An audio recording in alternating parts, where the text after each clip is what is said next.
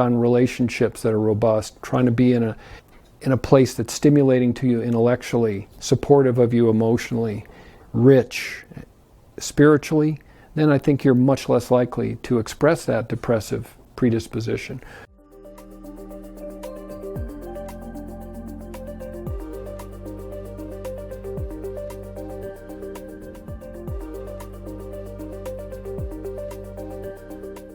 We are not genetically engineered to sit around all day.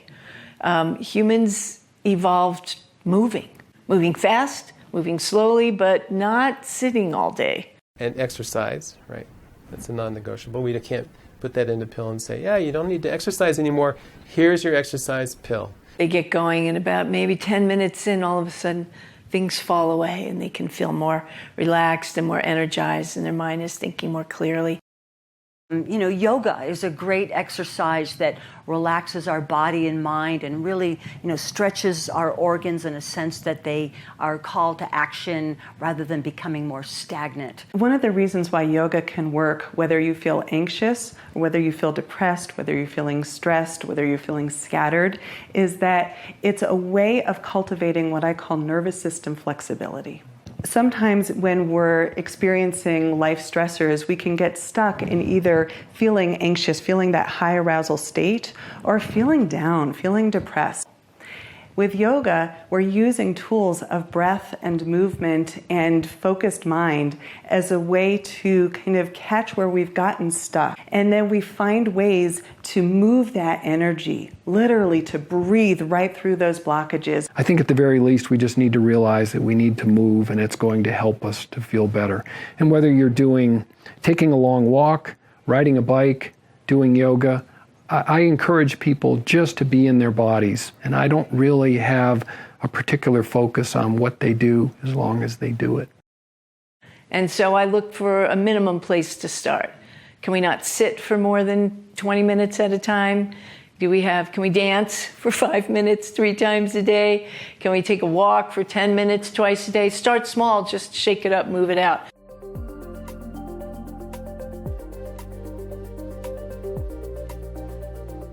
We all know that people are affected by lack of light. How many of us go to work in the dark, are under fluorescent lighting all day? We come home in the dark. Maybe we're wearing even a sunscreen as we walk from our car to our office. We're not getting enough light. So spending some time in full spectrum light every day is also a great way to lift our moods. But just 20 minutes in the early morning or the late afternoon is a really powerful tool for lifting our moods.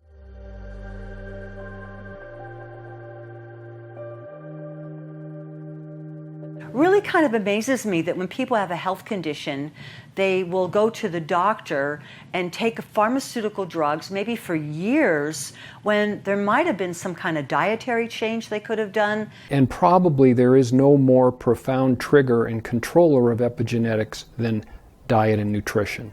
The food that we intake becomes our biochemistry, and that unleashes our genetics.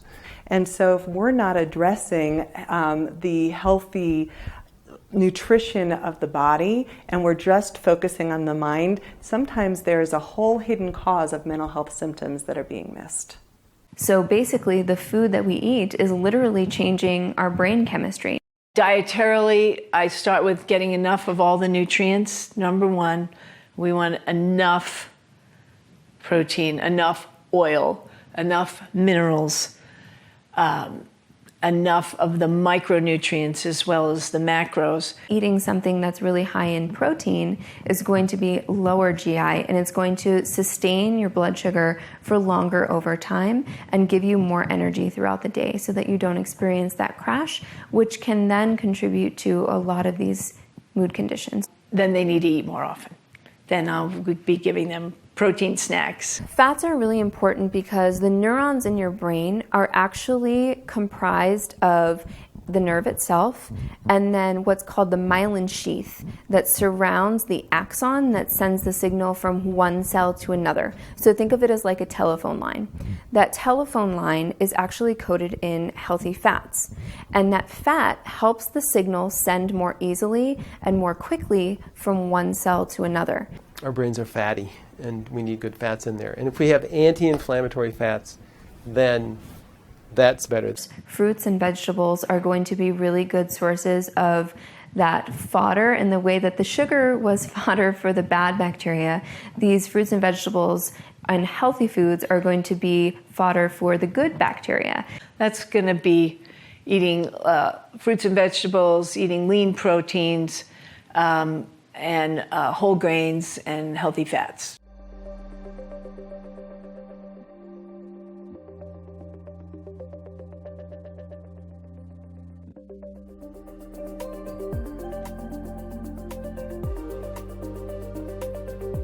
Having a really sugary product like is really common in our society for breakfast, sugary cereals or oatmeal with a bunch of brown sugar is going to make you crash. Those levels are high in what's called GI. And so those are going to make you spike in energy really fast after you eat them and then crash shortly thereafter. So that's why a lot of people experience, a little bit of an energy dip around 10 a.m., 11 a.m. And it's not only sugar, it's the refined carbohydrates. It's the white rice and the white pasta and the white flour products that seem to be a big portion of most people's diet. Our brains are loaded with what we eat in terms of omegas. And so if we eat a lot of omega-6s, then our brains have more of these more pro-inflammatory omega-6 fatty acids in our brain, and that's not going to be well served. There is an essential amount of omega-6s, but we overconsume them basically through grains and things that eat grains. And then underrepresentation for omega-3s, especially from fish. So basically, the food that we eat is literally changing our brain chemistry. We're changing the amount of the good bacteria versus the bad bacteria, and that's changing our whole of our microbiome, which then is changing the signals that get sent back up to our brain. And therefore, if we're not creating the precursors for these neurotransmitters, then we can have things like serotonin deficiency, which is obviously what is going to lead to depression.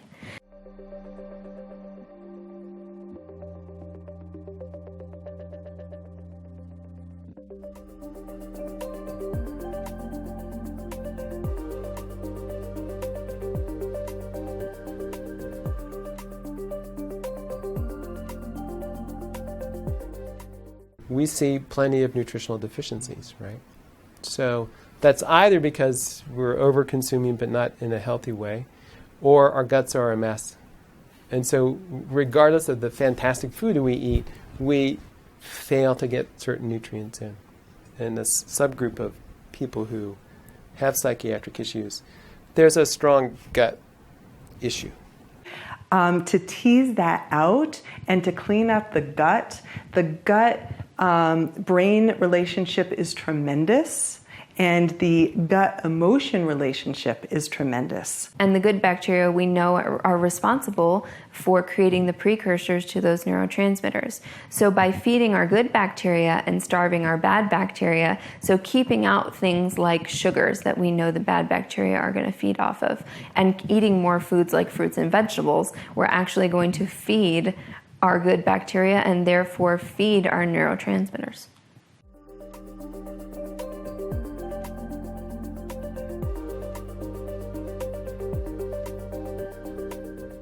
One level is, what is your gut health? Are you absorbing things? So if you have decent gut health, the next level is, do you have food sensitivities or food allergies? And we're finding, for example, that often people will have a gluten or dairy sensitivity.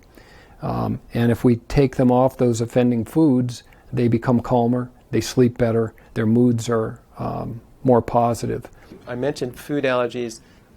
They may have behavioral side effects, right? And avoiding them can help improve that. There is plenty of interest in studying depression as inflammation. So one of the things as a psychologist that I often will refer out to is a naturopath or a nutritionist, someone that can look at some of the underlying food sensitivities that someone might have or dietary choices that someone's making that actually are contributing to their mental health symptoms. And this is something that I wish that more therapists out there were aware of, because sometimes we're treating anxiety or we're treating depression, and what's underneath that is an inflammation that's caused by a dietary choice. And that's what I'd want to determine from a person. It's certainly very popular to talk about, well, what about food allergies? What if I'm sensitive to gluten and dairy? And if someone truly has a food sensitivity or food allergy, it's going to irritate their brain and make them feel poorly, whatever their mood issue might be. So the most common offending foods are gluten, dairy, chocolate, citrus, nuts, corn, yeast, soy. Those are the common offenders. And if we're going to just pick one or two foods, we'll often pick dairy and gluten as just because that covers the biggest percentage of people.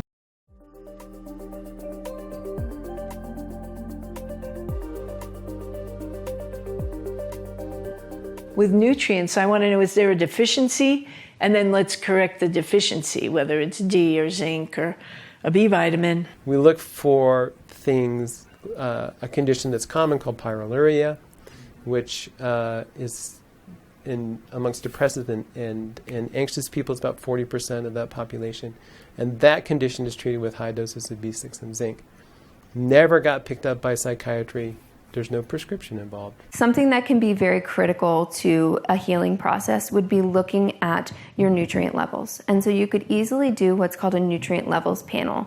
And what that is going to tell you is if you are deficient in any key nutrients that play really important roles in the body.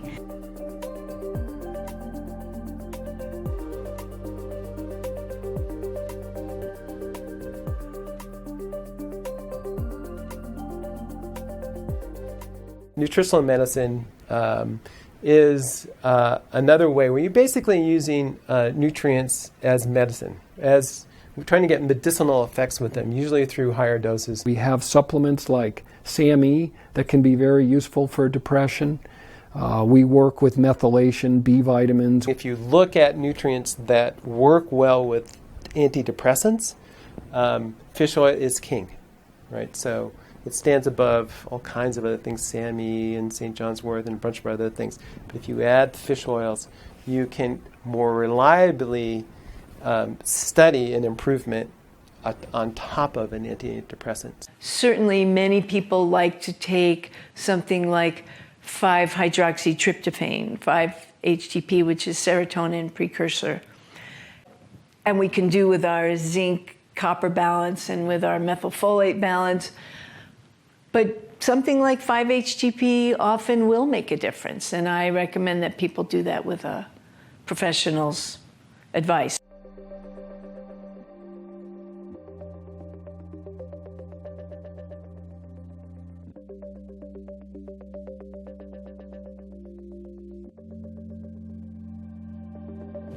There's an herb that has been used by millions of people for thousands of years, and you can't say that about the latest pharmaceutical drug. So I feel that the herb safety has really been utilized by humanity all around the world.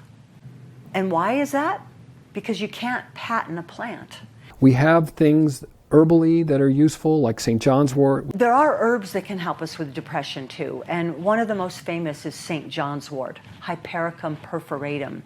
And I know there was a study a few years ago that St. John's wort is only good for mild to moderate depression, and I think that's fine. It could be made into a tea or perhaps a tincture, which is like a little alcohol extract.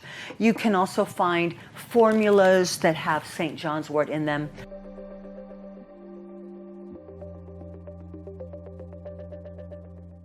So this cultural phenomenon of depression, I sometimes say wherever two or more are gathered, one is probably on an antidepressant in our modern time. And one of the things I think we're missing out in the big picture is that depression could be affected by our physical body. One really big issue is toxic liver or stagnant liver.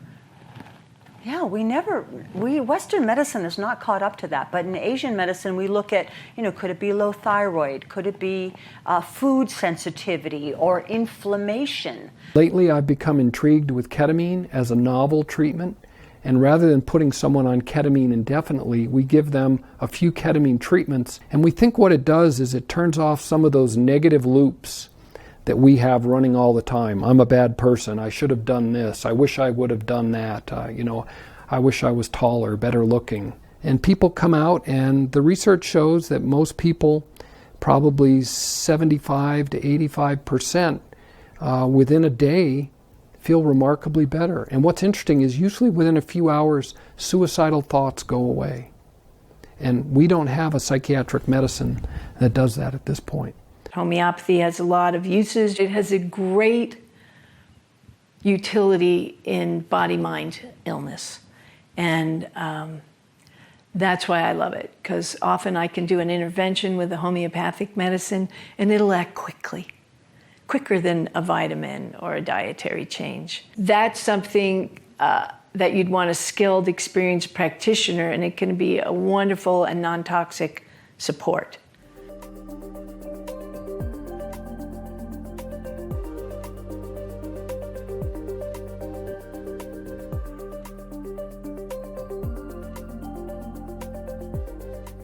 When we go to a doctor and they give us an antidepressant, it's not a satisfying story to say, I have a sertraline deficiency, I guess, because that's what corrects my anxiety or my mood.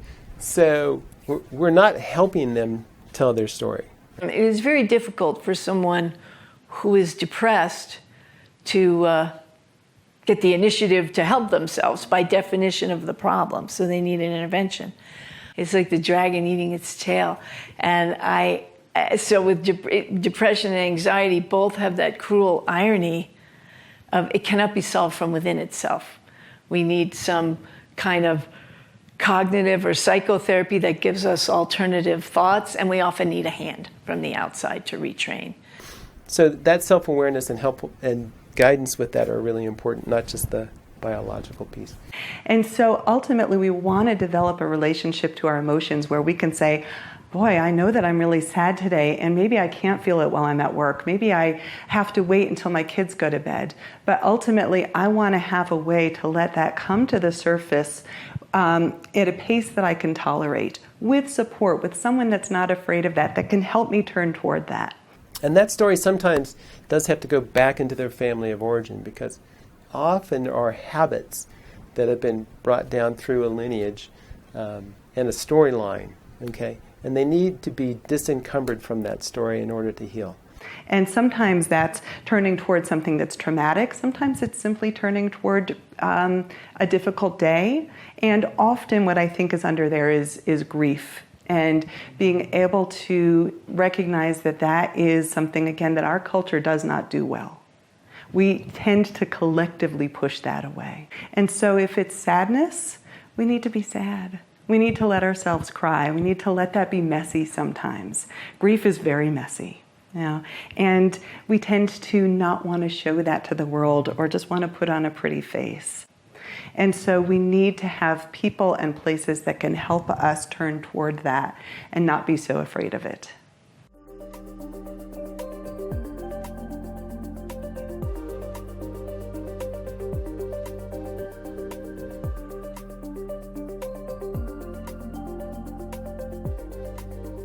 Meditation, which has been a part of most spiritual traditions for thousands of years, is actually a way that controls the mind and the wandering of the mind and the tendency of the mind to get involved in loops, these endless loops of worry and rumination. When we can practice meditation and be in the present, we spend less time worrying about that trivia, and we're happier and we're less stressed.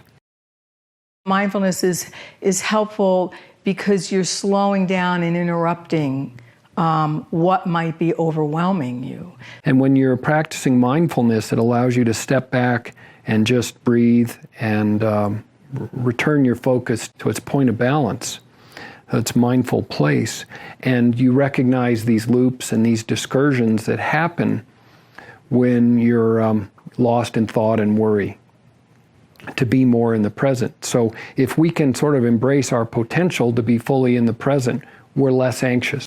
So when I'm working with the individual, we want to look at what is their relationship to that high arousal state, How can we work with some of the tools like mindfulness, like breath awareness and body awareness? We often refer to our approach as contemplative, and of course that's grounded in awareness, mindfulness awareness of ourselves, of our world, taking a walk, and there's a sense that, oh, look up at the sky. Looks like it's getting cloudy. It may start to rain. These simple ways of just bringing awareness to whatever may be happening at any moment. It could be in terms of washing the dishes, taking a walk, and looking at the beauty of what's surrounding you in any moment.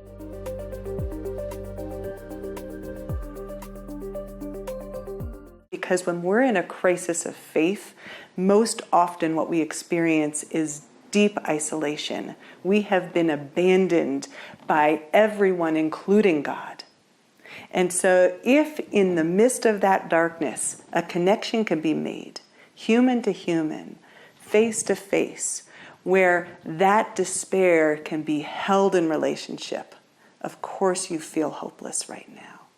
Of course you feel like this is never going to end, and I'm right here with you, and we're going to stay through this together. Human beings need connection. They need, we need to be able to see the worthiness of ourselves. We're lovable. And I think that naturally extends out then.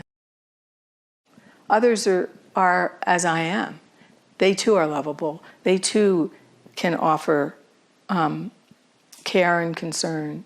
The benefit of coming out and talking about your addiction or your depression or your anxiety, your learning difference, right, is that all of a sudden we've created a bridge. And we have to choose wisely sometimes who we tell this to. So we want to be wise to pick and choose who can really handle this. Sometimes we test the waters. We share a little bit and we see, how is that received?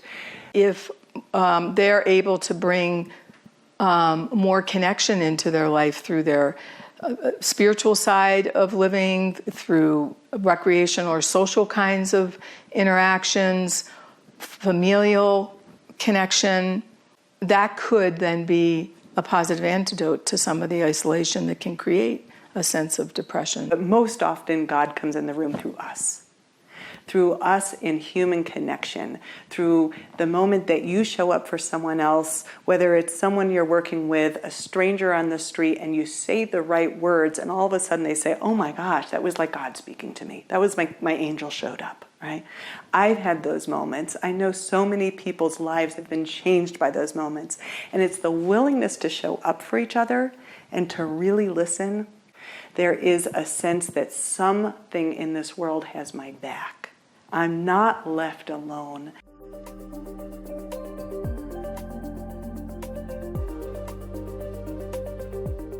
Our spiritual health is profoundly important and often ignored in modern psychiatry. When we understand who we are, what our gifts are, what our purpose on the planet is, who we are to execute that purpose with, and the meaning of that story, right? Its place in a bigger context, right? That's our spiritual side, right? So different from a religious perspective, this has to do with the inner experience. Spirit is sort of the big picture view of things for people. It's meaning, value, purpose. It's how we understand our context and ourselves in this world. I don't think it's necessarily a religious perspective. It can have a religious overlay that's useful and helpful for some people, not for others. The idea of having a spiritual practice, and I'm certainly not here to tell everybody what their practice should be. I really like the idea of finding what works for you. And it might be that you explore different traditions. So it may be prayer, it might be meditation, it might be reading books that are spiritually inspiring. We can't answer that question for another person. I don't know the answer to your crisis of faith or to your spiritual outcome or the meaning making that you're going to make of what it means to be human. I think that's why we call it faith, is that none of us really know. So we all are here to put together the pieces and come up with our own personal theology.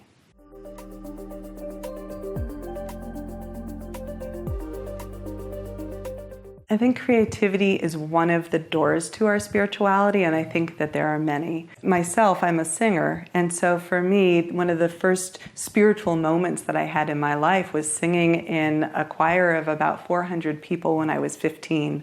And I had this moment where, because when you're singing with that many voices, my own sense of self completely merged with everybody else. And I didn't know where I began and I ended, and it was profound. There are a number of ways to do that. It can be done in dance, it can be done in meditation, it can be done in exercise like quiet walking. There are a multitude of ways. And it also can be done in the course of interaction. And nature is another access point to spirituality, all right? That when we are opening ourselves up to experiencing the way the sunlight is filtering through the trees, the way that the color of the flowers, the magnificent shapes that exist in nature, even if you choose ultimately to say, my God is the trees and nature and the trail, or my God is music, or my God is mandala, or my God is my religion, or my God is love. It doesn't matter. Ultimately, what matters is what you come to with your own answer.